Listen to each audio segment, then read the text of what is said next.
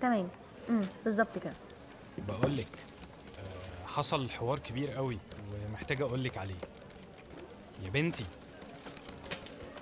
طب هجيلك وقت تاني. ايه؟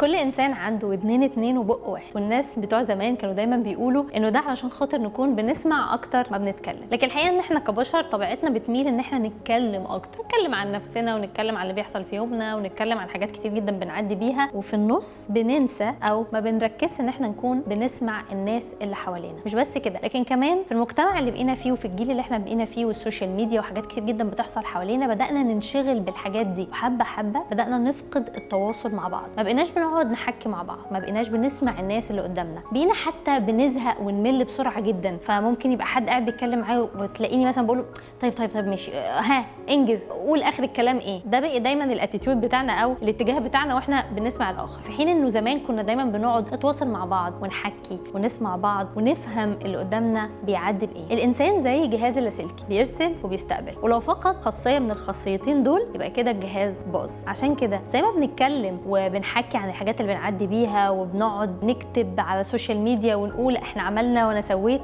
كمان محتاجين نكون بنسمع الناس اللي حوالينا، نقعد معاهم، نتواصل معاهم، نحكي، نتناقش. كم مره سمعت حد الوقت الاخير وما كنتش منتبه ليه كفايه؟ كم مره وانت قاعد مع حد قال لك حاجه وانت سقطتها وقعدت تقول له معلش ممكن تعيدها لي تاني؟ كم مره تركيزك ما كانش بيبقى 100% مع الناس اللي انت بتقعد تسمعهم؟ ان انا اسمع حد او انصت ليه، انا مش بسمعه بودني، لكن انا بسمعه بقلبي وبمشاعري وبعقلي. السر في انك تكون بتسمع بأذان صاغية. أذان صاغية يعني بتسمع بكل حواسك وبكل قلبك وبكل فكرك وعقلك. اختار وانت قاعد مع حد بتسمعه انك تقلب موبايلك على وشه علشان تكون مركز معاه هو وبس. مش بس كده، لكن دايما اسمعه للآخر من غير ما تقطع كلامه، وحاول دايما ما يكونش في اي حاجة بتشتت انتباهك للشخص اللي قدامك، وتواصل معاه، بص في عينيه، اسمعه واتكلم معاه.